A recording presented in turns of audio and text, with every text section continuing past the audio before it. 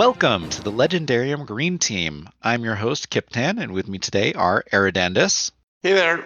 and Starkast. Hi.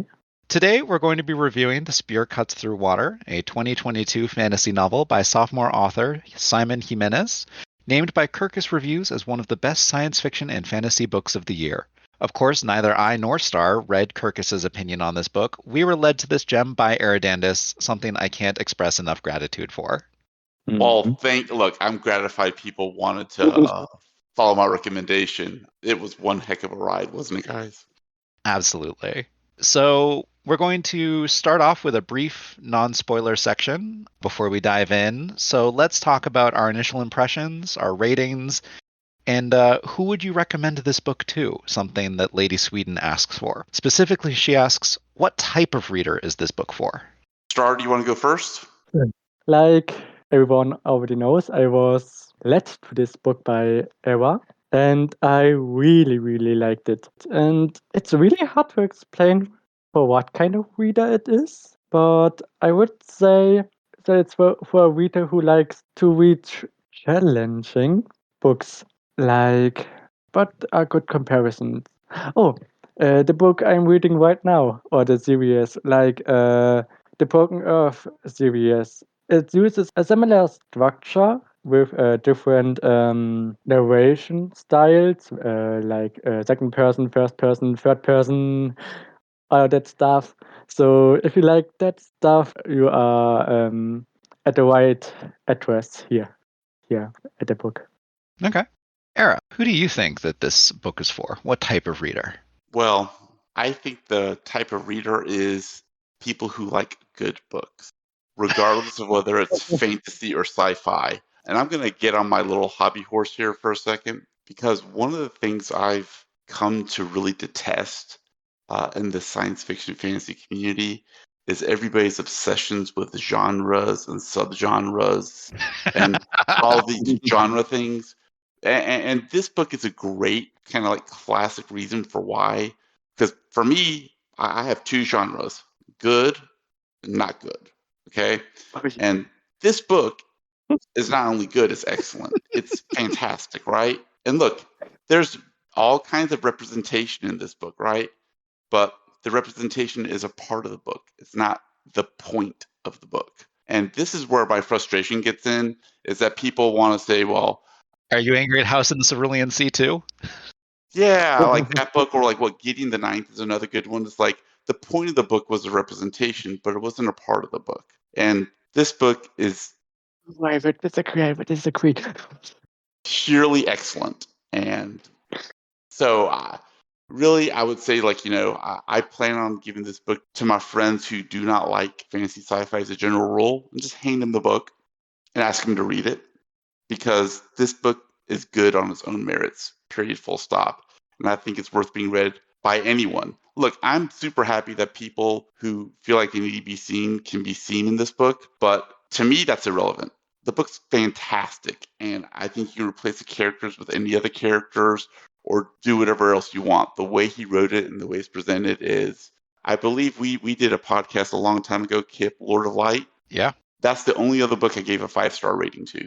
This book I would give a 5-star to. That's kind of like the esteem and love with which I hold this book. Wow. Okay. Oh, I'm so tempted. I'm going to do it. So Huron Fan brought up in our literary criticism thread we have going on the Discord the topic of slipstream fiction versus mainstream fiction, and that genre distinction, where slipstream defies easy genre categorization and is often more surreal and convention defying than a more mainstream book. Would you classify this as slipstream fiction, perhaps? I'm always incredibly tentative to put that label on anything.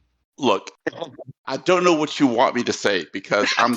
You just said you only believe in good and not good as your two genres. I know. I mean, to me, it's completely ridiculous and absurd to try. Look, I'll give a comparison here. When I first read Gaiman, what captured me about the quality of Gaiman's writing, and the very first part of this book had that same quality. It had like this lyrical, ethereal, kind of semi-poetic quality to it. And then he kind of finds his voice like that first quarter of the way through. I'm talking about Simon Jimenez. Okay. And what do you classify, like, what, an Aldous Huxley book, like or The Brave New World, or where do you classify 1984? Where do you classify The Outsiders, or whatever other book? It's a good book, right? That's all I can say. So I guess if you want to go ahead and quibble as to distinctions in genre, I'm going to let you and Starcast go for it, because I kind of think it's meaningless for a book that's this good.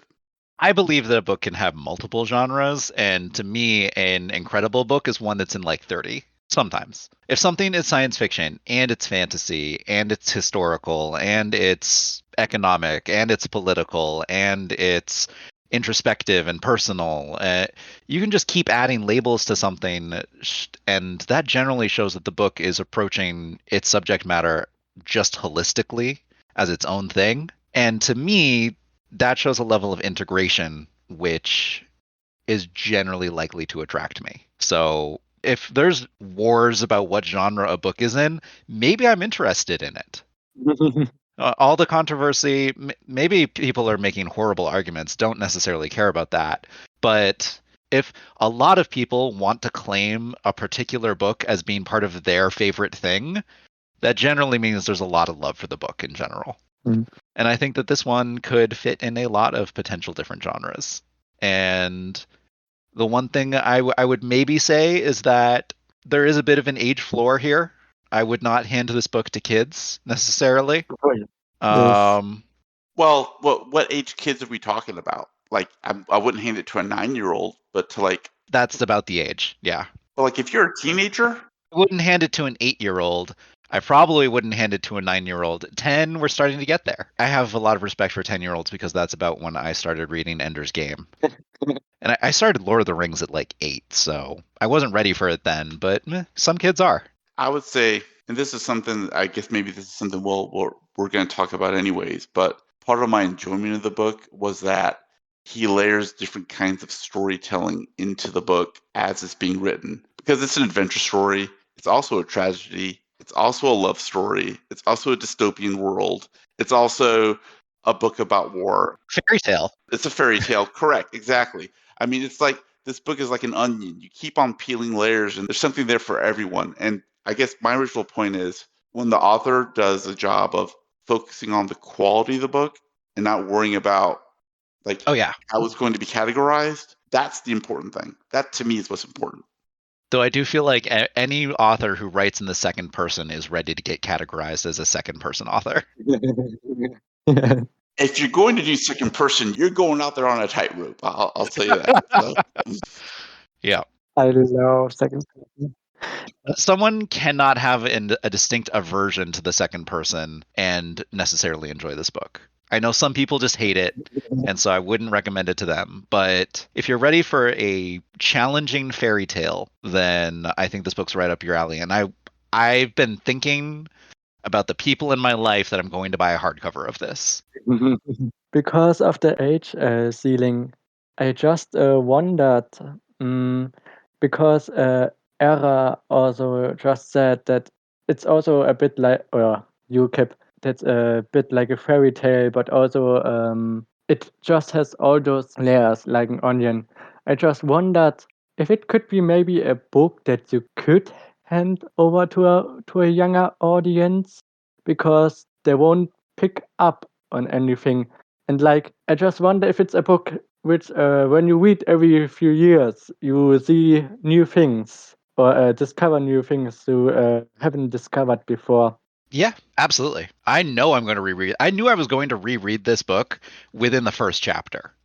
I'm going to agree with Kip on the rereadability of it. I knew maybe not first chapter, but about halfway through this book, I'm like, oh, this book is now a part of my life, because I'm going to be rereading this book again and again and again and again. Yep. It's interesting what you said about the age floor. And this is really, I would guess, maybe a cultural issue, or maybe even down to a family issue. And we're still in the spoiler-free section, but Yeah. Depending on how you feel about how the book ended, that's going to, I think, set what you think is the age floor. At least for me, that would set where I think the age floor would be. Mm. I think that ending sets where parents might put the age floor, but that might be very different from a child's perspective. And I'm speaking as a parent right Yep. now. So Yep. And I'm speaking as a kid.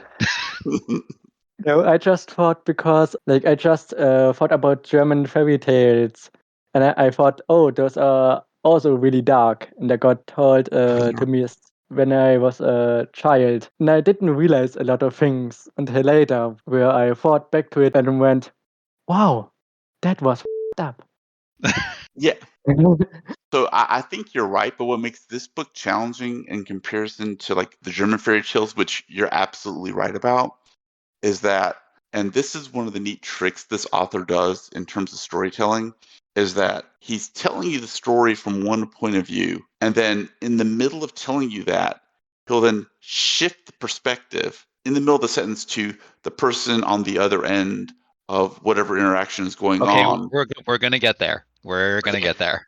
So anyways, that complicates the darkness aspect of it. I'm agreeing with you, Starkast. It's just it's nuanced, I guess, is what I would say. It's going to depend on the child. How's that? Yep. Yeah, I do agree with that. I found myself personally having some difficulty always catching those shifts from the non-italics to the italics. I found my head wanting to read it like a normal book, but you can't. So the first time I saw those italics and then I had to stop and reread it, honestly, the first thing I thought of was David Brin. Yep. And the second thing I thought of was, and I hadn't even gotten deep into the book because it happens early on.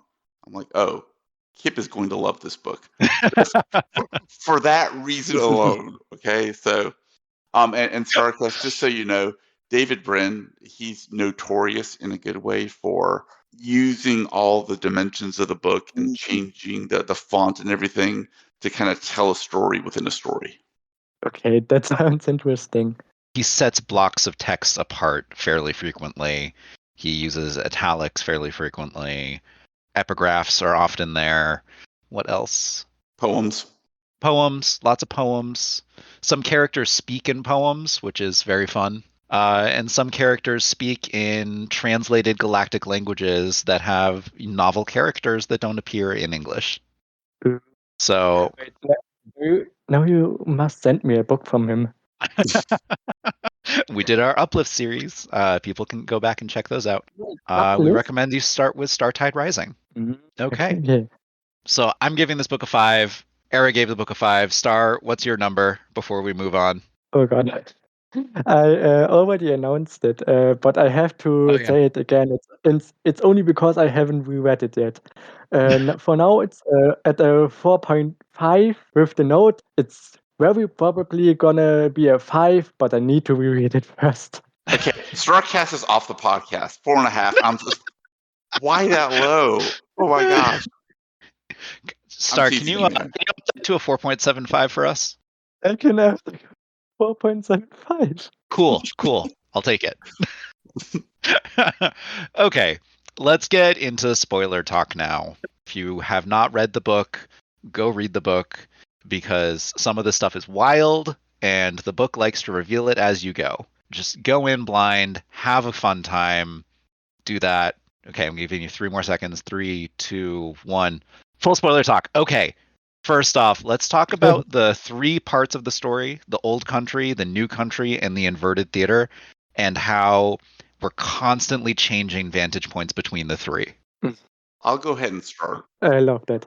Yes, so Starcast point, I love it. It's part of Jimenez making this book about storytelling, in my opinion. At least that's one layer of it, and I'm going to just discuss that layer. I'm sure you guys will have other things to discuss. So the inverted theater is the dance portion, and the old theater or the old country is the Greek chorus, and the new country is the storyline itself.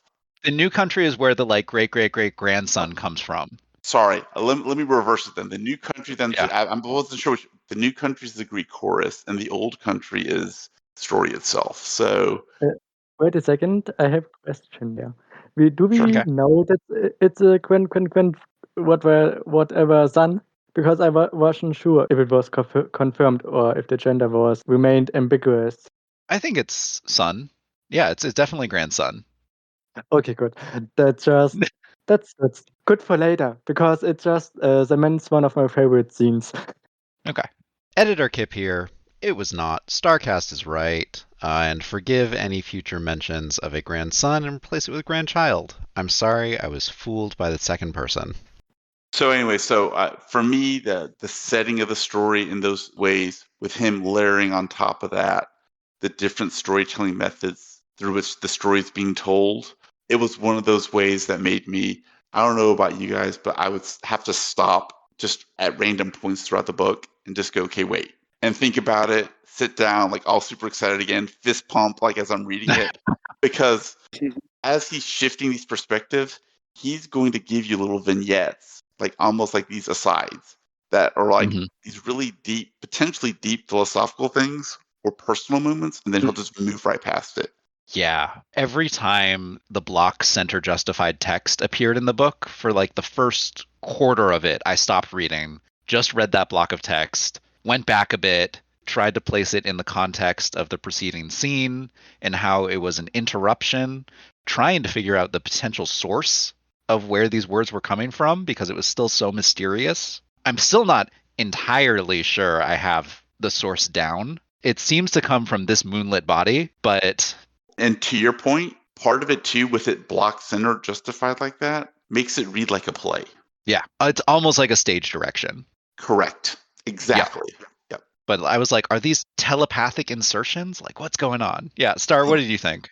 I'm just thinking about what I should say directly, but oh god, I just have love for the second person storyline, also for the new country storyline, because just the moment where the narrator goes into the theater, and I was like, oh my god, yes, I love it, I'm here for it, yes, everything, yes. Yes. Yes, and also the Greek chorus was there was one at the beginning where I was like, okay, I get it, I love it, I'm here for it. Yes, it was the one where they're raiding a town, and there was Hmm. something along the lines of, and they looked through the houses, but we didn't look away because we knew you can't look away from the prince or something like that along the lines. And at that point, I was like, oh my god, yes. Okay, one of the things I loved about that scene was how normally when you get a scene like that in a fantasy novel, you'll get some sort of like author's note, some sort of like info dump or exposition, which explains, and the people knew that they should not look away from the prince, for to do so would invite death or whatever. But in this case, you're getting an actual witness from that specific event telling you how they felt in that time. And they're doing Hmm. it from their detached point of view of death, where they have no reason to lie. They're in this dreamlike state. They are just conveying how they felt in that moment. And there's no authorial like imposition there. That is just a character speaking.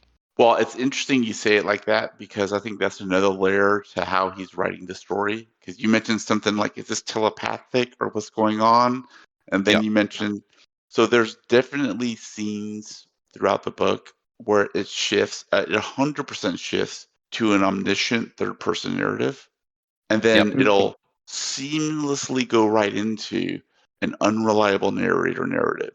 And then you'll switch through a block text and you know, oh, great, we're about to hit second person, right? So he's literally shifting the kinds of text, the way he's Oh telling the yeah. story, just throughout the story. And for me, what blows me away is that he breaks all the normal rules. The way I kind of explained it to myself is he found a method to crack the code of writing these dense door stoppers by shifting the perspective within the same paragraph or sentence. Oh yeah.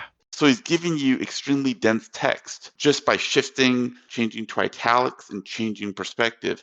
And he's giving you what amounts to an info dump, but it's just told naturally through the story. Yep. I was thinking, like, for example, that scene that Starcast that you just described, in a traditional book, what would happen? You probably see something from either the prince's point of view or some soldier in the story's point of view. You'd have a chapter on that. And then you'd have another chapter that's basically told from somebody in the village, and then it would backtrack a little bit, and then it would give you the story from their point of view. But you have two separate chapters with like however many pages of Yep. text Covering the same with those. event. Right. And he just does it all together in the same paragraph. And that to me was just mind blowing. One word I would use to describe this book is fluid. It shifts back and forth seamlessly. And another layer that you've described prior, but you didn't in that last description you said, is that you'll just occasionally get description of the play that's going on with references to the moonlit body and the stage directions and actors lying motionless just on the edge of the stage. And I really loved how it brought a play's method of death into a novel form. When you say that, you can't say that without then talking about the Greek chorus aspect of it too. One of my favorite aspects that was unique in this book was the like frequent interjections of the shades in the theater, which are the Greek chorus. And every little bit of italics that I got from them, it recontextualized the prior scene every single time. I think it's important to say right here, I think it's important for people who are going to be listening to this without reading the book. This book has to be read. It cannot be, for me, I don't know how you audiobook it. It has to be read because you will know there's a shift in point of view because you'll change from writing in normal block letters to italics. I don't know how you do the block letters. I can see how you could do the italics with like a creepy ghost voice or something, but I don't know how you do the block letters. No, and then there's a whole chapter sequences where the change of chapters is literally just another sentence along the way that transitions, and it makes it all seamless. But the chapters themselves, they're always italicized and they're always block centered. Yep. Another thing I really like, we have the New World narrator with the U. And what I really like is that it's also connected with the Greek chorus, because when you think about it, everyone from the Greek chorus and in the theater has different reactions to the play, and they're all Yep. from different times and have different feelings while watching the play. And I just find it so amazing when you stop for a moment and think that the you person is only one person. Everyone else in the theater has similar or completely different feelings about a play, and they remember different things. Things like when the narrator remembers their father or the grandmother or their was it grandfather? I think yes. Yes. Yes, I think every important relative was there. Yeah. they are there, and they remember other people who were important in their lives, and it just comes all together for me when I imagine. So like everyone has a different experience and different persons who they are seeing in the climax moments and different moments they're reliving. I have a question from what you just said, Starcast, that I'd like to throw out to you guys. Okay. Did you find your opinion about what was happening in the story change from before you started reading the? So let's say there's a transition into the chorus or into the second person point of view from that moment and then after that was done, or did it enhance? Or both? My opinion was constantly changing over the course of this book. So I don't know how to answer that exactly. Every chapter that came by, I was like, oh, this is the story now. Okay. Oh, okay, this is the story now. Yeah. Kind of like that. Now we've got just on-screen cannibalism. Now we've got it. Right. Well, ritual cannibalism, right? So. Yeah. Lubus, you can call that ritual cannibalism. You can also call it sexual cannibalism if you wanted. That's true. You could call it Oedipal cannibalism if you wanted to. I'm trying to find a way to articulate this. One of the tough things I've had when somebody asks me about the story, and I'm left with, well, let me be clear. The book itself makes it very clear. The authors or the narrators about the book are, this is a love story, period, full stop. It's a love story, love story, love story. But I'm sitting there going, yeah, it's a love story, but it's an adventure story and it's a war story. Because, I mean, PTSD is a big theme throughout the book. Yep. It's a tragedy. And it's a comedy in places, so that's where I find myself kind of going, so how do you describe the book? And I can't describe it besides anything other than, yeah, you need to read it. I can't describe it. But if you had to pick, like, is it a love story? Is it an adventure story? Or That goes to So- my multiple genre theory. So, because where I disagree is I don't think it's a romance story, because I know that you guys have this whole thing about romance versus love story. For me, this is, if it's anything, it's firmly a love story. Okay, so a romance story requires that there be a romantic relationship between two people that is central to the story. That if you took it away, the book wouldn't work. Mhm. And the other requirement is that those people have to end up happily ever after or happily for now at the end of the story. Those are the two requirements. I don't know. And I think happily for now is achieved. Well, the book ends on that note, because the book is also about rebirth, right? Yep. Because the book starts as a tragedy, because it's the tragedy of what happened between the moon and the water and their relationship. Yeah. And then you could argue from a metaphysical standpoint about happily ever after, because their souls will be reunited again. Even if they do die, they will never truly be separated Right. in this metaphysical reality. Yeah. About the first point also, you could argue that it isn't fulfilled because it's literally a plot, well, not a plot point directly, but it's a thematic plot line. How the father always made it out that it's not a love story, and for a long time we only saw glimpses of the romance until the end, basically, until the climax. That just makes it a slow burn. Finally, yeah, a slow burn. But I just want to say you could argue because that's the point that the author wanted to make. I'm sorry, I have no intention of listening to that father as an authoritative point of view, given how much he wants to clearly straightwash the story. Yes, that's my point. That's my point. No, I'm not taking a What you- straightwashing side. Look, this book is also all about the punching too. It really is. I mean, like, the emperor gets literally blown up. The first The terror, bear. the bear scene is like awesome, right? So, you have the three terrors and all the different ways in which they get their butts handed to them. Kima with one arm is like John a Wick. pretty amazing fighter, right? Like, seriously, right? So there's a lot of they're real. I mean, look, I agree. Ultimately, it's a love story, but there's a lot of punching in this book. There's a lot of fun. Oh, It's a fun read too. I think it is a love story. I think it is a romance. I think it's many things. And I think that the Lola had a point. You can't just deny that it's a love story and just forget about that portion of it. That's not true to the events that we see on the stage.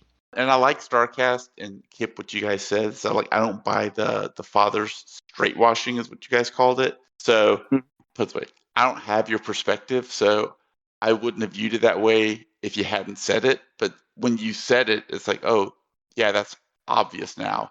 I viewed it at the time that I read it more as he doesn't want anything to do with he thinks Lola's influence on his grandson's inappropriate. So, which I think is also true, but I don't think it He was goes a far enough. terrible father. Yes. Yeah, he was. Yeah. Yeah. So Starcast, I have a question for you, because you brought up kind of like the slow burn part of it, and you expressed at the time when you finished it, you expressed some surprise about the book ending on a sex scene. Yes. I'm throwing this out there just to talk. Well, what do you guys think? Why did it surprise you? I'm putting that as one of my favorite scenes because that was courage and bravery there. It's not tasteless, it's not gratuitous. Oh, It is one of the defining moments of the book, and it is absolutely the climax of their story. metaphorically like- too. Yeah. Mhm. To have a romance story where the two characters never have sex is fine, but it's not this story. They clearly have a physical attraction for one another, and they want to spend the rest of their lives together. So to pretend that they were never going to have sex, or that it was just going to happen off screen maybe someday, it doesn't read like the characters that we've seen. Mhm. I want to get Starcast thoughts before I say anything. I'm thinking about there are multiple reasons. I think the first is the fact which we already talked about a bit. I think it's just because I thought about it as a fantasy book, and I didn't expect for a fantasy book to end that way. And the other thing is also, normally I really dislike sex scenes in my book. And when I read it, I was like, oh, that's really a good scene. I really like it. It ties the book perfectly together. Like it makes sense. It just ties everything together. And I was just surprised because my personal taste is on sex scenes more negative normally. So it surprised you in a good way. Yes. Okay. No, that makes sense. So for me, Kip, you earlier said if you had to describe this book in one word, you said fluid, which I think is a great description.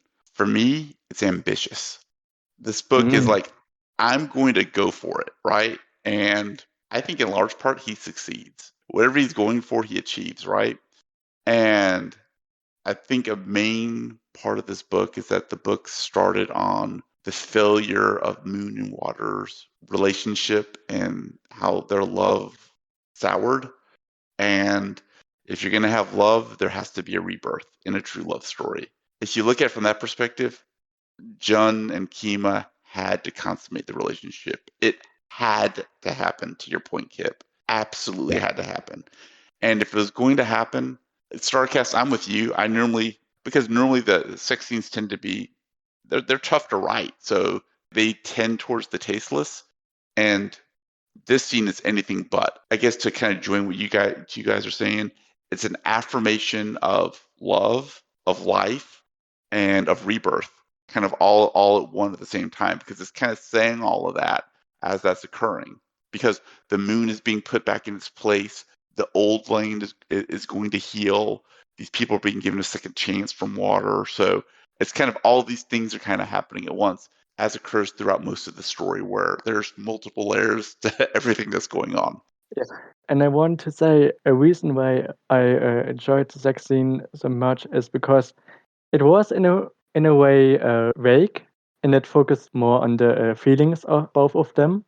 And this isn't the only time the author used that kind of vagueness, I just call it, to convey a point. Because I just remembered when we got baited into getting Kima's backstory of Mm-hmm. how he lost his arm. Then there was the line. Oh God, I don't know it. But then there was the point where they said, "But we won't share it because it's between both of them, and it would be defeating the point, and it's not important to the larger story." Lady Sweden actually asks us about that. How did you feel about the choice from the author not to tell the story of Kima's arm lost to us, but tell it to June? How did that make you feel? I really liked that because for one, I was like, "Damn, Arthur, you got me." I wanted to know, but also it makes sense why I shouldn't know. Like it just in a way it's that morbid curiosity which we shouldn't have.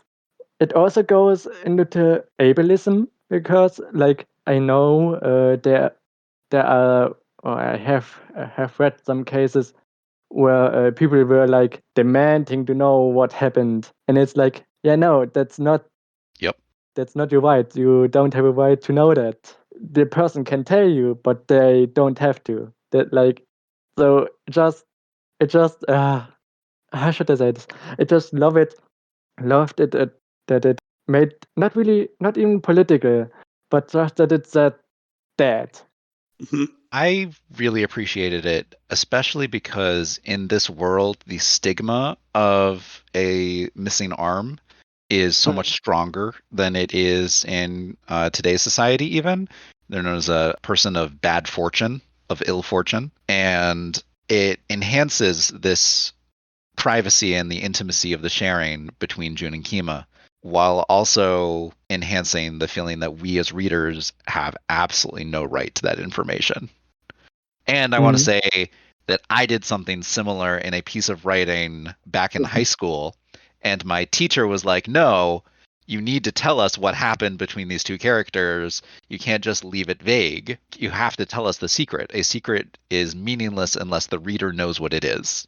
And I disagreed so strongly with that viewpoint. And I'm glad to see that Jimenez agrees with me.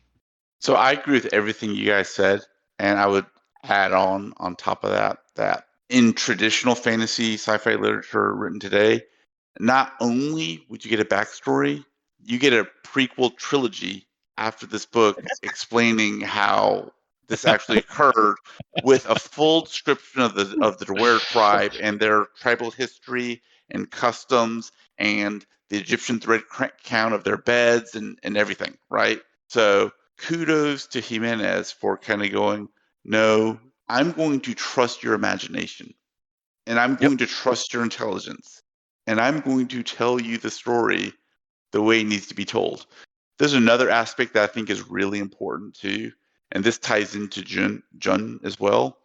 Jun is clearly, obviously suffering from PTSD. He has major, major, major trauma from all the horrible things that he did. He does. Magically enhanced. Correct. Mm. Kima is not as mentally wounded, but Kima's physically wounded, right? So I like that contrast where you're basically being given the raw emotion and the raw, like everything that Jun's going through versus the mystery that you have with Kima. So you kind of have that kind of dynamic going on at that time too. There's another traditional fantasy trope that's being turned on its head here, where June is the physically able character who is useless in a battle for the first like half of the book because he's so mentally compromised. And Kima is the one who just kills people in the first quarter to first half of the book. Totally ruthless about it. Absolutely. No, and I agree. This is what I'm talking about. Like this book is an onion. There's you can just kind of keep on peeling layers and layers and layers. And all we're talking about this. The only thing you asked was, what about Kima's backstory? That's all you asked, right? Yep. And it opens up like all these layers to the story, right? So it's just that this is somebody wants to build like a perfect little clockwork of how a story should be. That I mean, he did it right. The characters clearly of Kima and Jun and Lola and all of that, they all have this nuance. They all have this realness, this verisimilitude. You can feel the reality in the things that they do and think, but you don't get all of the details. You just get the feeling of it.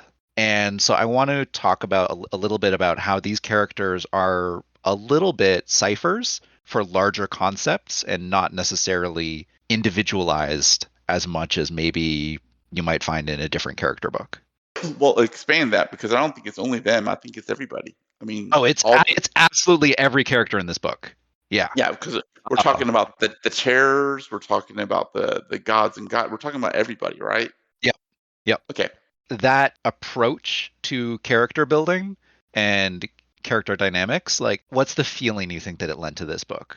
I think that it lets you think of the characters in a more flexible stance and allows you to layer your own interpretations onto the characters in terms of the themes and ideas that they represent and not necessarily be tied down into, well, Kima had this like traumatic childhood experience which affected him in this way, and therefore this is the only way that he can respond in this situation, which is more like a Hobb standpoint.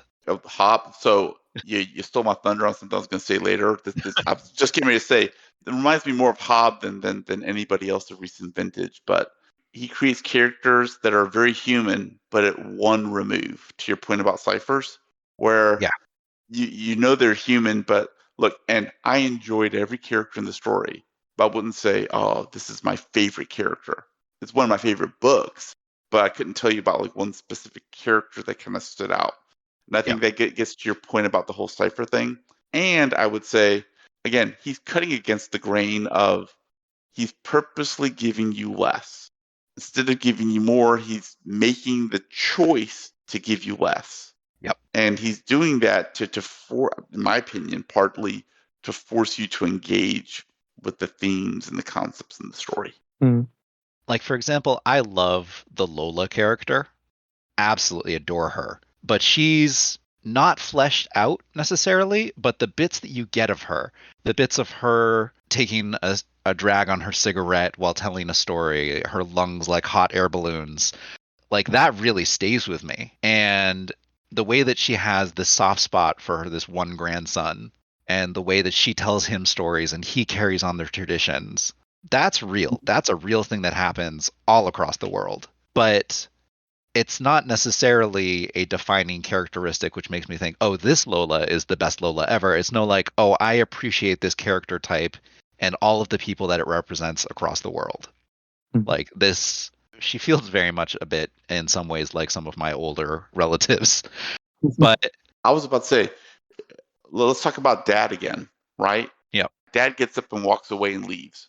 And I'd say the kid is early teenage years, like not very old when that happens, right? Just gets up and leaves. believes the propaganda and leaves. I mean, a lot of people like have had parents that left them, or like hell, in my case, my dad dies at the same age that this person's father left him, and I'm like, okay, he didn't leave as in like he didn't walk out the door, but he was out of my life from then on. So to your point of each character, you can take parts of your life and kind of go, oh yeah, I see it. Yeah. All of us. And then like the narration draws a clear parallel between that and the first terror essentially leaving all of his children without love, except for one who he dotes on, but still left alone for 6 months in a cave to get psychically attacked by a dying empress.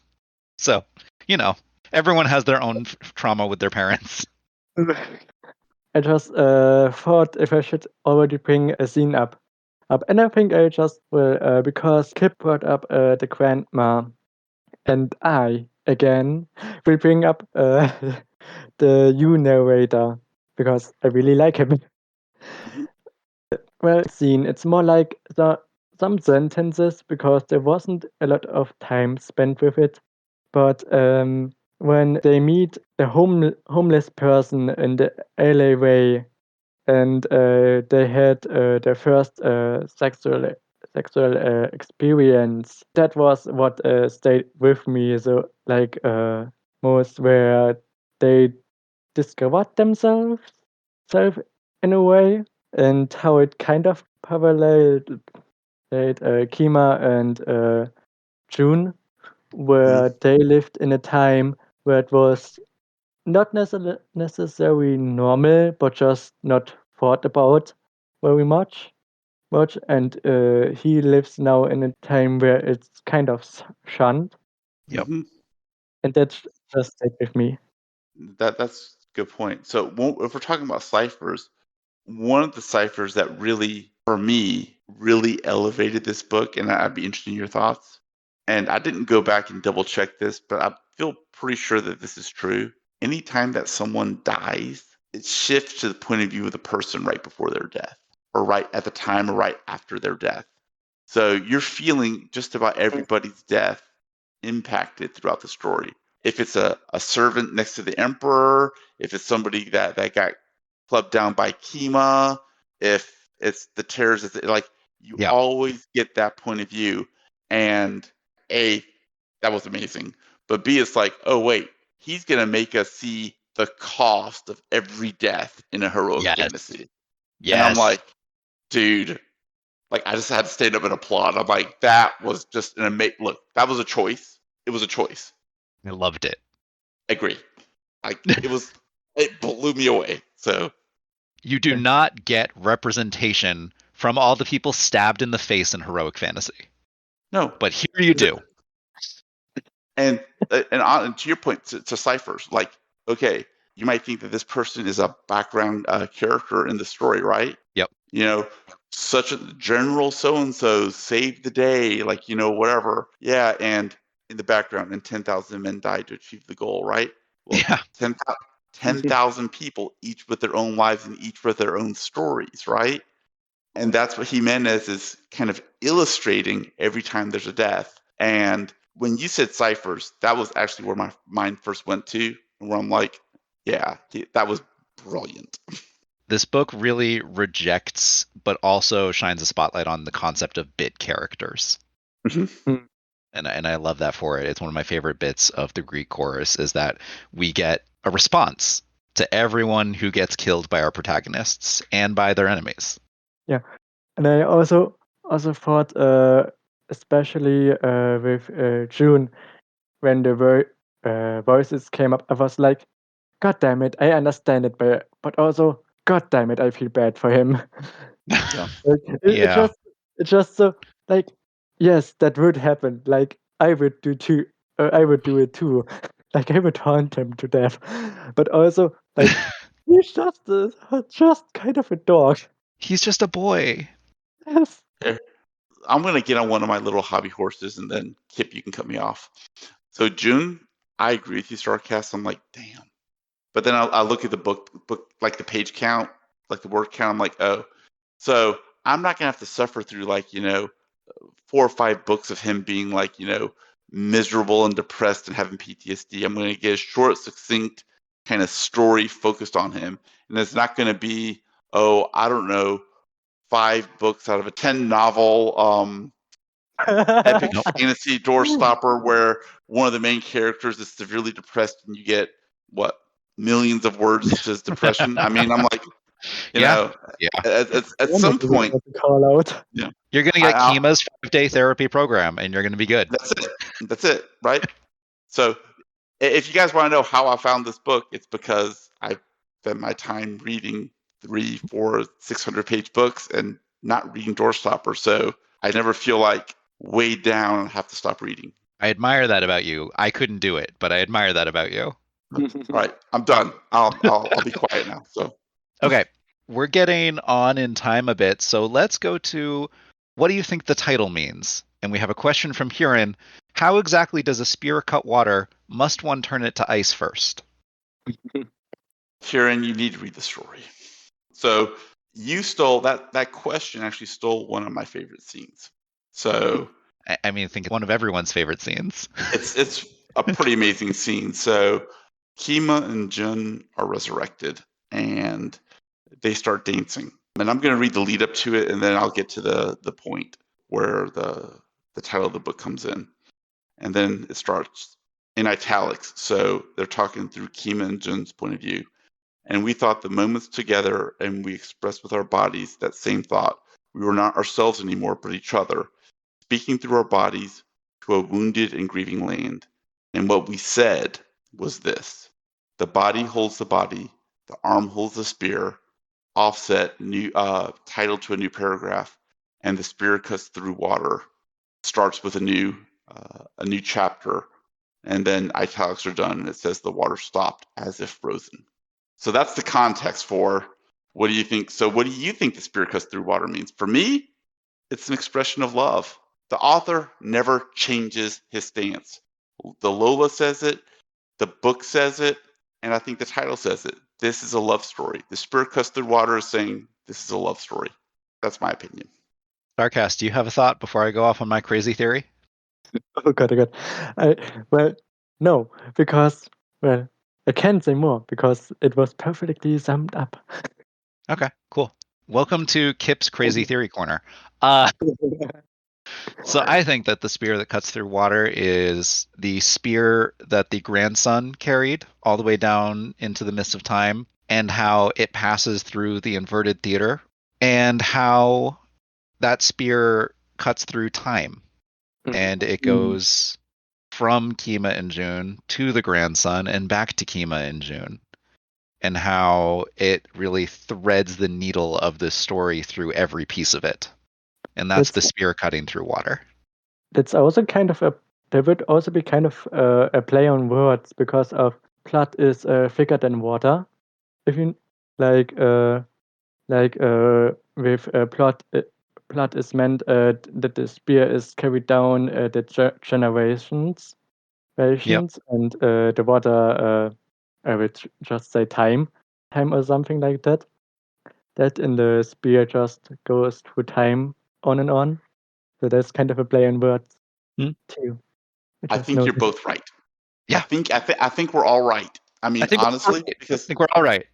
I mean, it's this book engenders that kind of feeling. It's funny because nobody can see this, but as everybody's kind of telling their part, like we're each smiling at the other person's interpretation, kind of going, "That's cool too." Yeah, I mean, like you're not wrong. I mean, it's just it's amazing. So yeah. Yeah. But let me ask you like this: when you first saw the title, before you opened the book, you saw the title. What did you think? Spearfishing. Okay, Starkast. I had no thought. I was like, I'm at that point with titles where I just go in. Like, I don't think about the titles because I often have the experience that I just don't get the title, hmm even when I finish the book. Right. So I often go without a thought in it. Gotcha. I thought he was going to fight a water god. I mean, Okay. Okay. that's what I mean. I didn't actually look at the cover before I started reading because ebook. Yeah. I looked at the cover after, and Ture did a nice little examination of just the cover with the title, and I thought he got quite a few things right on it. But no, it's lengthy. It's a little bit awkward to type out, but I do love it. Yeah, it's a great title to a story because it's different, right? Mm. But Yeah. it's a little awkward, but it's not too awkward. And if like later on, like in a year or whatever, have you read Spear Cuts? Everyone's gonna know what you're talking about, right? I mean, Well, so everyone calls it just Spear. And the problem I have is I just read Spear by Nicola Griffin.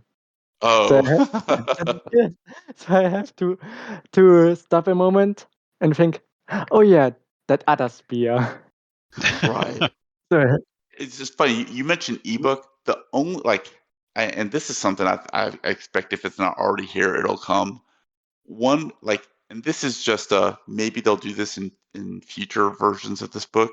I would love as we get closer to the water, where the actual font, because he's playing with the fonts already. Oh God. I would love for the color of the fonts to change to a water like blue as we get closer to the end and we get more interaction with the water. Because I think that would send its own kind of story within a story message too. You guys don't have to listen to me, publishers. Just a thought.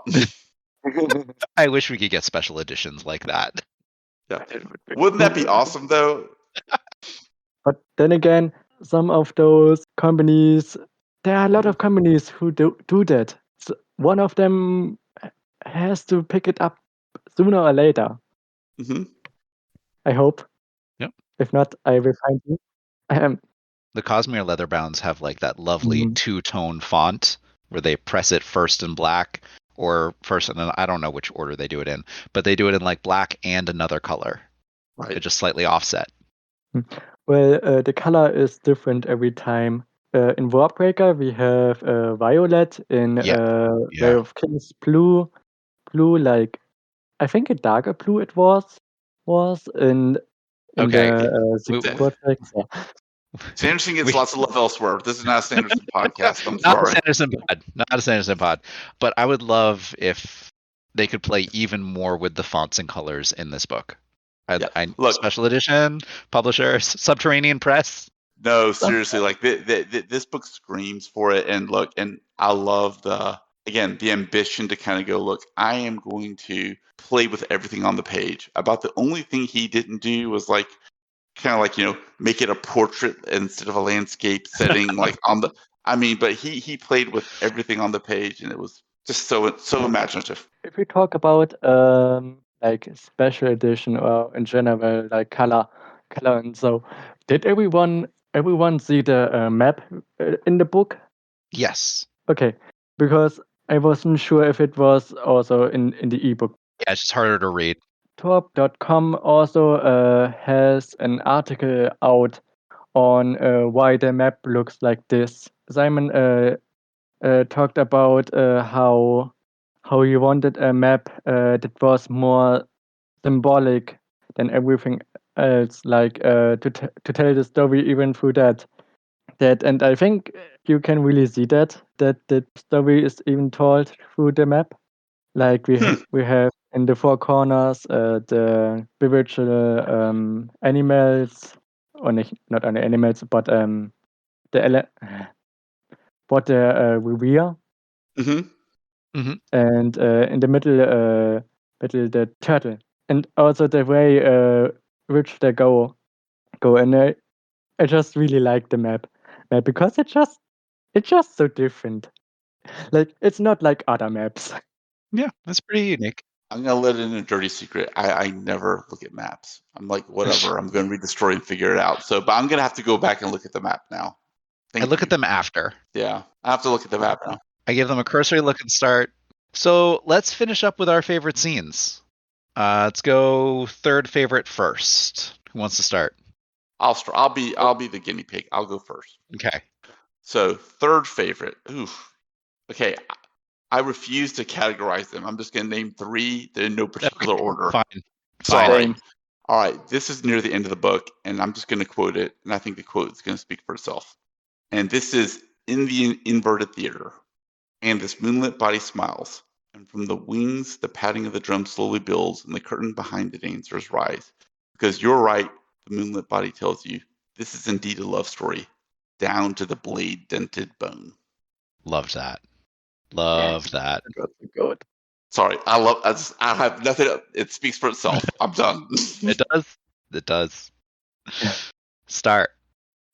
Okay, I'm cheating a bit because it's not one scene, but for me they all go together, and that's the fight scenes between Kima and June when they have them, Okay. and the progression of the relationship, and how it just tackles masculinity so well.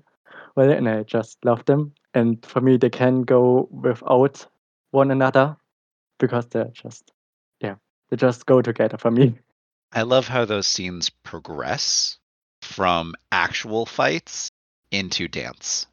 And in progressing are actually a regression to their cultural history. Oh, I love that so much.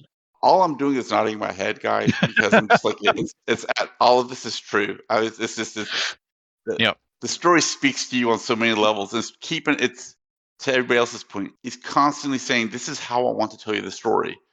I'm going to tell it to you through," and then there's everything he can possibly do it with. So, but go ahead. What's your third favorite? My third favorite is the bear. Oh, with the goddess entering the brain, the mind of the bear. Oh, This inhabiting this bear and yelling and swiping people left and right and jumping from ship to ship and crashing through walls. and Kima not understanding why. Just tell me what you mean. That was what I said. Like, there's comedy involved. Yep. I was thinking Absolutely. about that. So yeah. Absolutely. That's a great scene. It's really more of a sequence, but yeah. Yep. So I guess I'm supposed to give my second. All right. This is where I realized I was reading something different. And it is the scene where the Emperor is feeling kind of upset with himself. And he kills the maidservant that's next to him. But as that happens, you get it from the maidservant's point of view. And I reread this before I came on. One sentence. If you don't mind, I'm going to read just one sentence. Sure. One sentence. He is the Emperor. He merely held up a finger and the attendant went stiff, italics now. As if my spine had turned to stone, I could not blink my eyes, hot tears rolling down frozen cheeks. End italics. The Emperor's fingers making shapes in the air, the attendant's body contorting in accordance with these shapes. Start italics. My scream, breathless and silent as my arm twisted out of its joint and my leg snapped back, my heel pressed between my shoulder blades, his fingers weaving the invisible threads in the air as my body folded inward and inward, end italics, until all that remained of the man was a box of twisted flesh that somehow still riled with breath. Start italics. My breath on my toes and my eyes bulged from their sockets, peering through this cage of limbs as my smiling son, end italics, who looked down on his creation with a satisfied air, remembering once more his immense power. I don't know what else to say. When I saw that, I was like, I stopped. I put the book down when I saw that. I got up. I walked away. I came back. I read it again. I that was where I remember I said fist pump. I fist pumped. I'm like, oh, this is glorious. For me, it was I think some sentences later where they gave it to their lover. Was it their lover? Mhm. I think, and the lover just broke down crying, and it took hours till they died. And that was the moment where I just thought, oof, I need a moment, need to step back, just think about it, because that was brutal. I was That like, was oh, really yeah, brutal. we're going full evil emperor here. Okay. Mhm. But anyways, just the mastery of shifting the viewpoints. I mean, it was the mastery of shifting viewpoints without losing the thread of the sentence. Yep. And it all flows together, and you're like, this is exactly right. I mean, this is the same scene happening, and Yeah. all he's doing is just shifting the point of Yep. view. Yep. And I'm sorry, I'm speechless still. I mean, it wasn't quite one of the scenes where you have the moonlit body interjecting with dance movements, which is my favorite kind of that flow. But that was a great scene, and it was early on. It hadn't quite built up to all of the different flow yet. And just so we're clear, the reason I picked it as a favorite scene was because this was the moment in the book that I went, Oh yeah. oh, I'm reading something different. Oh yeah. Okay, It's a go ahead. great early hook. Fantastic Yeah. early hook. Mhm. Star, you're So, up second. yeah, Second favorite scene.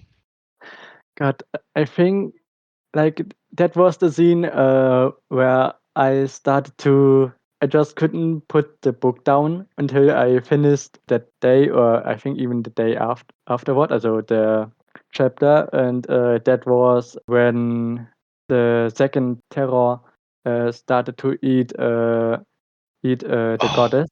Yeah. It was, I yeah, had it to was put the like, book oh down for a God, oh day. God, oh God. Yes, I just I had to put the book down for a full day. no, I just kept going. I was like, I can't put it down. I have to read. I have to read. What the is happening? I was not expecting that. Like, Horror story. Yep. Oh, absolutely.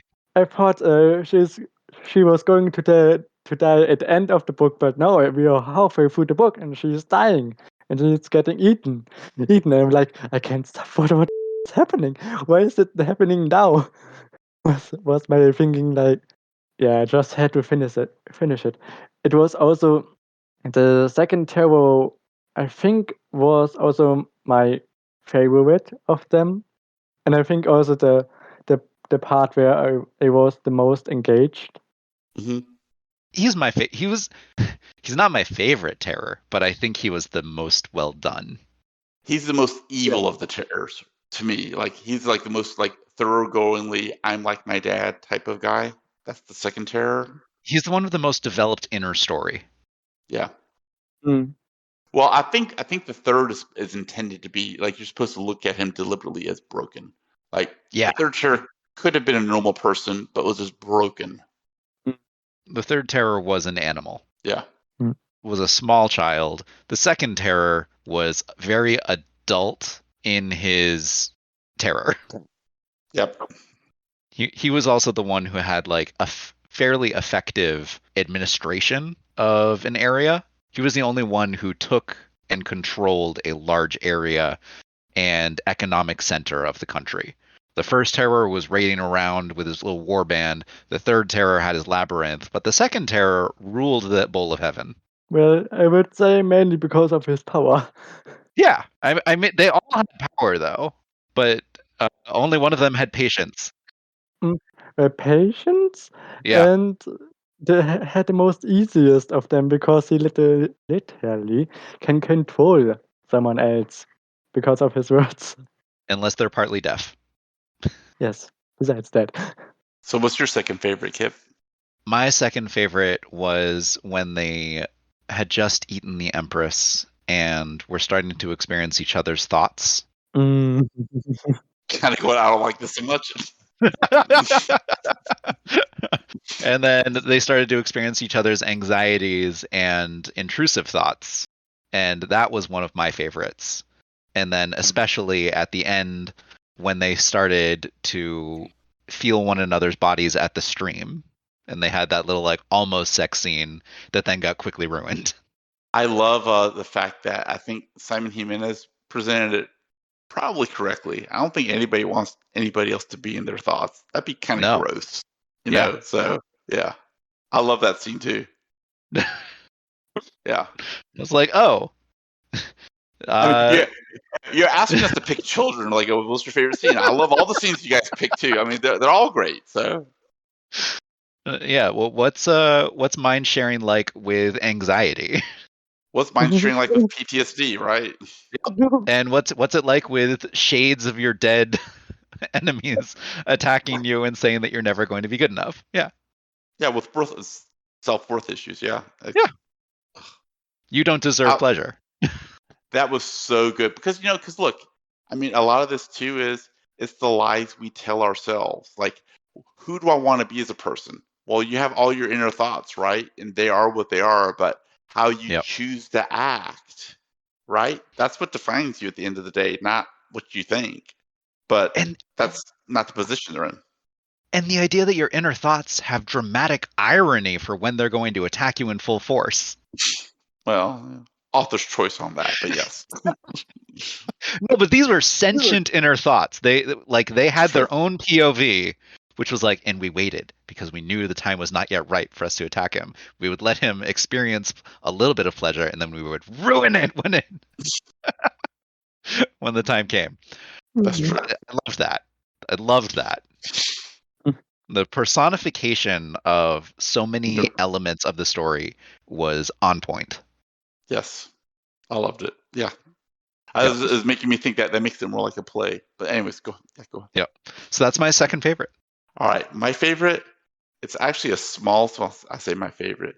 It's a small scene. It actually doesn't take a lot of real estate. This is when Kima finds a tablet on the ground, and the tablet shows two lovers together, right? And he didn't find it on the ground. Well, you know what I mean. He stole it. So, right. But so he's captivated by this tablet of the two lovers, but then you get the point of view from the tablet and how it was created, right? And it talks about how the artist is a little impatient with the people making it, with the models, and the models kind of had a good time or whatever. And then this is the part that got to me. This is the very last sentence, kind of after the description, and this is Kima's thoughts, as if both of them were there and nowhere else. Period. Italics. It was a job in the end. And I'm sitting here going, I think this is Jimenez telling on himself to us. I'm going to write this beautiful, beautiful book that you're going to sit here and marvel and spend an hour and a half podcasting about. But you know what, guys? It was a job in the end.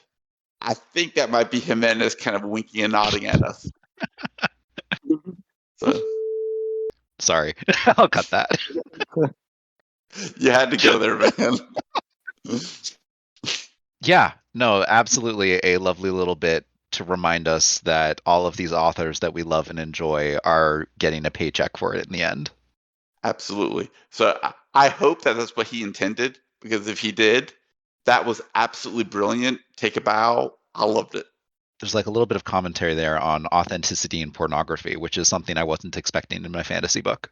Well, look, what we said back at the beginning is that like Jimenez will literally take these shifting points of view to do like these meta commentaries about society at large, or about the human condition, or about whatever, right? But there are 2 or 3 sentences, maybe a paragraph at most, then you continue on with the story. Yep. Star, do you want to give us your favorite? Yes.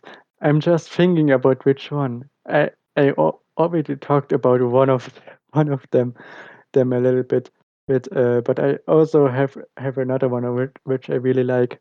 Like the one I mean is with the narrator finds the man in the alleyway and has their first sexual experience. I just really liked that scene, but I already talked about it, so I have you can mention it again. You can mention it again. It's fine. Whatever you want. Okay, It's your choice. Then I choose it. I just really really like it. It's just not even that long. It's just some sentences. this long, but it just resonated with me. And we also get later a callback to that scene where I think where the narrator thinks something along the line of the one-eyed man in the alleyway. I wish he would touch me again, or something like that. Right. That was also the moment where I realized, oh, he had his first sexual experience with him. And Yeah. Yep. before I wasn't really sure what happened, but when that sentence came out, I was like, oh, that happened. And so retroactively, it made me appreciate the scene a lot more. And that's also something you asked a lot sooner, and I just realized now that is such a scene where you asked if there was something in the book when something said later retroactively made me look at another scene differently. Mm. That Yeah. was one. That's a good point. I have a question for both of you, since I doubt I'll ever get an opportunity to do this anytime in the near future. So I want to take this opportunity. Okay. Because you mentioned, and Starkast, and this plays off of the scene you just described. Okay, we all agree this is a great book, right? Okay, and this is something I would happily give to my kids to read. I give to anybody to read. I don't care. I think it's a great book. Period. How does it feel from both of your perspectives to have a legitimately good book, like good book, full stop, good, but it's a love story. The love story just happens to be homosexual. And I know that has to make you guys, it has to hit different for Oh. you two than it does for somebody like me. I just want to hear your thoughts about it. I'm so incredibly happy. So Yes. incredibly happy that I don't have someone can ask me for a good book with a gay romance story in it. And I don't have to say, well, you can try The House in the Cerulean Sea, which is not a good book. Sorry, my opinion. My opinion is that that book is simple. And there's a lot of other books where there's gay romances that end in tragedy. And there's a lot of other ones where gay romances end in, well, I guess tragedy includes death, but there's a lot of ones which include death, denial, shame. And this one includes denial and shame, absolutely, in the story of the grandson. And he has his first encounter in a back alley. He has it with a guy he doesn't know and never sees again. There's elements of unhappiness to that. And they're present, they're there, they're clearly part of the experience growing up in a society that doesn't accept who you are and doesn't accept the kind of love that you have. But they're in stark contrast to Kima and June, who have that as barely a consideration in their story. Mm-hmm. That is something that allows me to unreservedly recommend this to every little gay teen that I know who reads fantasy. Also, I have to say that was the Spear Cuts Through Water is a book I searched long for. Like this is the kind of book I searched for because I would say there are a lot of books that feature male on male romance, but how should I say it? A lot of them are a lot more romance focused. And I know, Kip, you say it's also a romance book. Yeah. But it feels more like I don't know how to explain it. I think okay, and now no error. It's Please a don't romance kill me. book. It's not a commercial romance book. It's not from a Yes, romance publisher. It's not aimed at a traditional romance audience. yes, and error. Please don't kill me because No. you don't. I'm gonna compare it to Gideon the Ninth. I know, I know, I Maybe I know. will kill you. I don't know. Go ahead. Yes, but just in the way of I just love books that have weird structures. And finally, I just all of the books with weird structures that I read are all woman on woman romance. And Mhm. I searched for so long that I finally find a book that's male on male romance that I'm just so incredibly happy that I found it now because I'm like, yes, it's nice, woman on woman romance, but I also kind of want a male on male romance. Please, Yeah. someone? No, look, I absolutely get everything you guys are saying. I appreciate you, both of you sharing. It really does mean a lot to me that you did that. Like for me, when I recommended it to people, I never mention, except maybe like in a private DM to Kip or something. I've never mentioned to anybody like what relationship we're talking about, because I think it's a love story, full stop, period. I think it's a adventure story, full stop, period. Like to me, I've always said it doesn't matter to me. It doesn't matter to me that whether it's a heterosexual relationship or homosexual relationship. But I've never had the chance to kind of go, and this book proves it because I loved it, period, right? So to me, hopefully one day that's where we'll all be, where it doesn't matter. Like to me, it genuinely doesn't matter. I know it matters to you guys because it's a different dynamic, but to me, as a white heterosexual male, I don't care that it's a homosexual relationship. What I care is that it's a genuine and true love story, and it's something I would happily give to my kids to read. Yep. Okay. But what's your favorite, Kip? My favorite is that the author had the bravery to put a male-on-male erotic sex scene at the end of the book. There you go.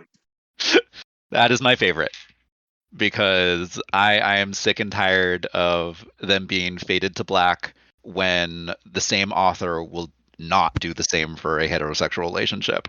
I got to be honest, I know nothing about Simon Jimenez, but then again, my stance has always been I don't want to know about the author. The less I know about the author, the better. But you have to presume that he's homosexual or like knows homosexuals. I'm not assuming it, but Whatever. Like it doesn't matter to me. It really yeah. genuinely doesn't matter. But to your point, he's ambitious and he's like, I'm going to see my ambition all the way to the end. And I'm going to write this beautifully. And he does. Because you talk about it as an erotic sex scene. Yeah, it's an erotic sex scene. It's also very tastefully and poetically done. Right? It's poetic when it's written. It's not, and he inserts X into Y. It's nothing like that. It's honestly, it's very beautifully written. Mm-hmm. It's perfectly in keeping with the rest of the novel. Yeah, definitely. I think that the way that this novel was written demanded it at the end, especially after the teasing scenes that we had earlier. And unless it was going to die a tragedy. So that's actually an interesting point. I struggled with, am I going to give this a 5 or not? Would I have given it a 5 if it had ended where they had both died, where the water had drowned them and they never came back? I would not have. I don't know that I would have, right? I don't know that I would have, because that wouldn't have made it a love story. That would have made it a tragedy through and through. I don't know. So I think it would still be a love story, but it would be the kind of love story that I'm too used to in gay cinema, where everyone dies in the end. Well, I'm not looking at it from that perspective. I was just looking at it just from like, as a story. Like one of the things I love about the story is that a lot like we've talked about David Brin in the past, and one of the things I've loved about David Brin, I'll bring this back to Jimenez, is that David Brin is ambitious, and sometimes his books work, sometimes they don't. But the one thing they will not fail on is for lack of courage. He'll go for it. Yep. As I was reading this book, I'm like, okay, I see where it's going. Is he going to see it through?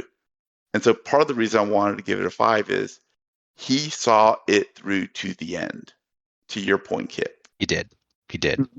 I also want to give just an honorable mention because I just remembered it. I just remembered the scene shortly before we get a happy end for Kim and June.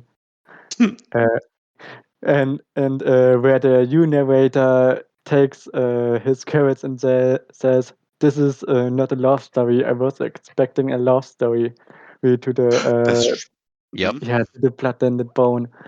And I just remembered the scene and was like, okay, now I have to say it. Because you're exactly right.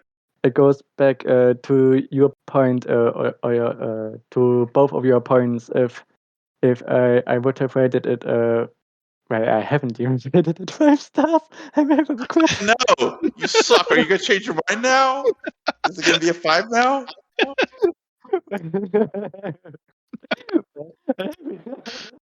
I wouldn't have read it. Everyone heard you go to 4.75. I think you just admitted it's a 5. I think you did. I think you did. Yeah. Yeah, okay, it's 5. Okay, come on. The dogs just barked. I wouldn't have. God, what did I wanted to say? Oh God. No, I'm crying laughing. I mean, if we're gonna mention honorable mention, the whole book is an honorable mention. But I'd say like the scene where the father left, that deserves an honorable mention. Honorable mention to the grandson taking care of his grandfather. That's a great scene too. And being hit by his grandmother's cane. Mm-hmm. Because life with the elderly is not always all sunshine and roses, and someone has to do it and has cost. And the grandson is bravely bearing that cost, even if he's shrunken himself down while doing so. Mm-hmm. I kind of really want to know what happens next with the new narrator later, if he changes. But I know we won't get it. We won't get it. No, we won't get it. I love that the book ends with some of the story complete, but not all of it, right? I love that. I want the grandson and his brother to reunite in the same place. I want them to live together. Life is messy. Yep. Oh, I just had a thought. Okay. What? I'm cursing myself right now. I just thought, what if they're stepbrothers? Oh, bad thought. Possibly. They're not. No, they're not. We have it on internal narration that they are not. So That's we're true. cutting that. That's just a joke about porn. Oh God. Okay. So everyone said what they need to say on this episode because we're coming up on 2 hours. That's fine. The only thing I do want to say is thank you to both of you for listening to my recommendation to read the book. It's so rare, at least for me, to get a book that I get really excited about and want to share, and then to share it and have people react in similar ways. It's so immensely gratifying, and we probably didn't do the book justice in the podcast. All I'll say is pick it up and read it, please. Please. It is so worth reading. You could do a PhD on this book. It would be fine. Yeah, thank you for bringing this book to me. It was easily in my top 2 for 2022. And the other book that it's in contention with was also a rec from you, so whatever. Blindsight? Yep. Oh God, yeah, that's a good book too. So yeah. So that's The Spear Cuts Through Water. Thank you for joining us on the Legendarium Green Team. Thank you, Horizon Brave, for getting this all started, and Craig for loaning us this corner of his media empire. Our intro and outro music is Galactic Damages by the Jingle Punks. Thanks, everybody. Bye. Okay. Bye. You can find us on Discord and on Twitter at Green Team Pod.